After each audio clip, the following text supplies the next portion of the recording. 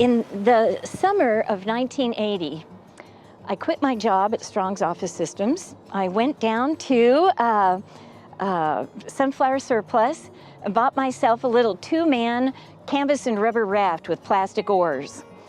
I made myself a sandwich and brought along a bunch of water, and I blew up my canvas and rubber raft and put in on the river, just off the bank in Lecompton.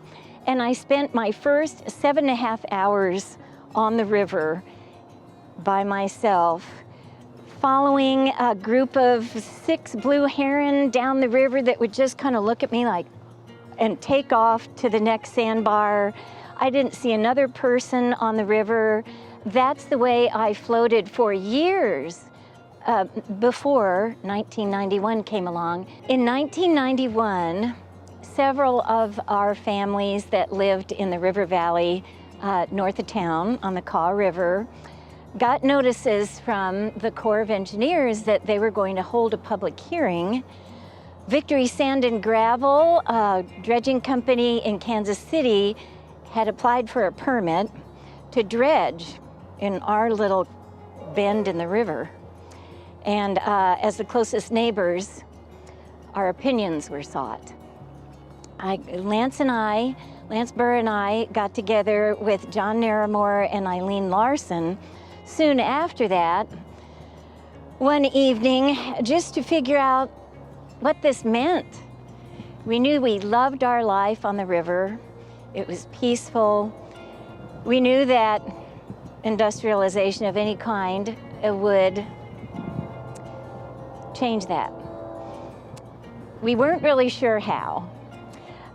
So once we settled down to figure out what we would do about it, Eileen and I asked for and received environmental impact statements from the Corps of Engineers. They were approximately this thick. That did 2 things. It kept us from being so emotional.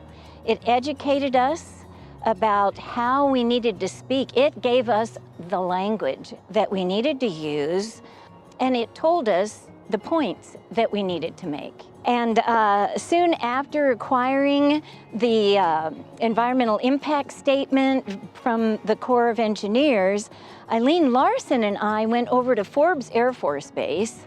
We knew that there had been an unregulated City of Lawrence dump. There was a lot of undocumented pollution that had settled to the bottom of the river in that area.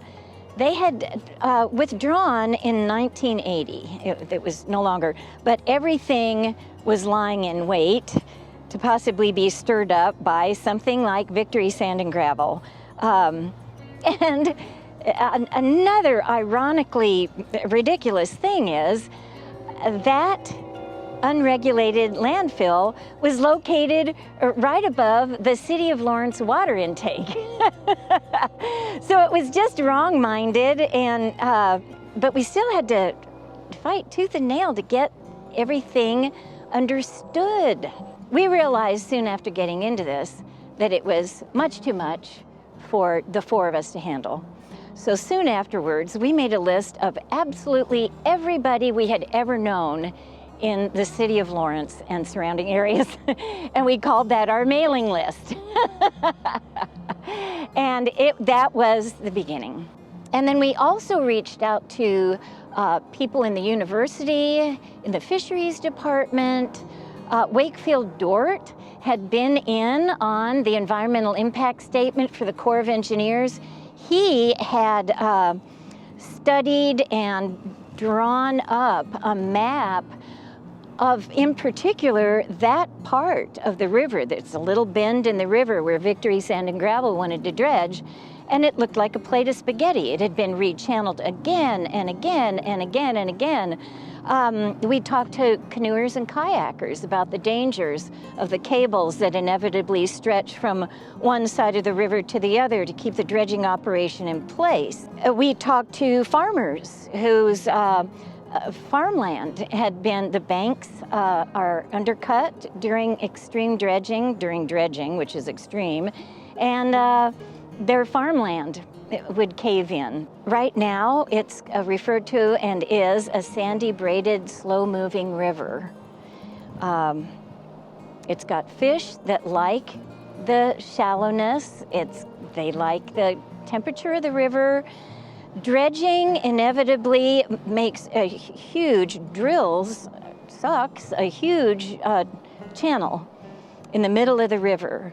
The river, in attempt to heal that hole, undercuts the banks, degrades the banks, make them fall into the river so that it can fill up that hole. The river gets faster, it gets colder, it's scouring rather than just sort of meandering along at 3 miles an hour. It would be a completely different river. My fondest memory of the river was the night of the public hearing for the Corps of Engineers. It was one of those nights in June in Kansas. There were tornado warnings out all over the place. It was pouring rain, it was lightning, it was thundering. 100 people showed up to speak. 100 people signed up to speak. 250 who couldn't have been there wrote letters. The night started with Victory Sand and Gravel having their representatives get up and read their little spiels. And then for hours, I think like 3 hours, there was public citizen after public citizen that got up to that mic and told everybody what they thought. Well thought out, lucid arguments against this impending industrialization. It was overwhelming and more than we could ever have hoped for. We had to educate ourselves. We had to educate everybody up on Capitol Hill. We had to educate the public.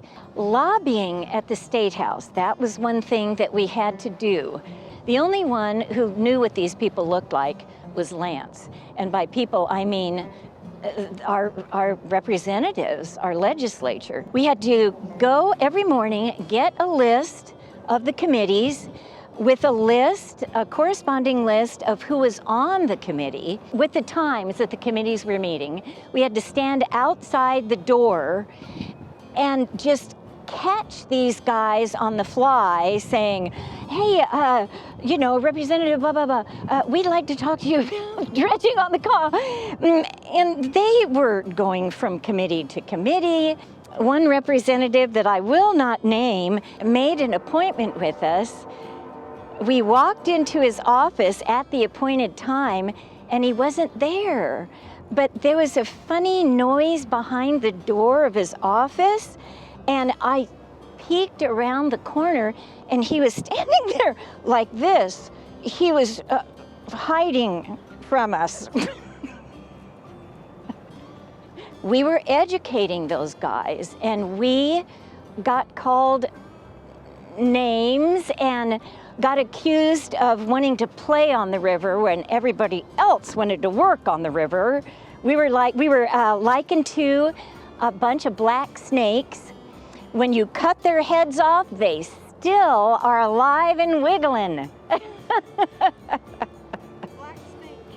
The Black Snake Gang. We almost got matching jackets with the Black Snake Gang written on the back. So now is the time that people are getting more and more aware of the wonderful natural resources that we still have left. We've squandered a lot of them, but they become more precious and people are realizing that and taking steps to protect. So the next 30 years, Friends of the Cause is going to go on for at least that long. I loved educating the people of Lawrence about this wonderful natural resource that they had. The Kaw is one of 3 publicly owned rivers in Kansas, which is very important.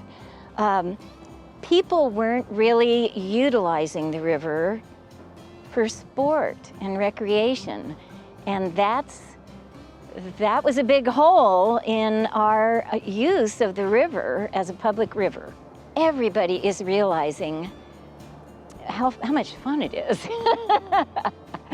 And we've got boat ramps. Mike Caldwell of Friends of the Caw built a boat ramp. He made it his mission to build a boat ramp every 10 to 13 miles on the Caw. It's 175 miles long, and he did it. So it's so accessible to the public to which it belongs.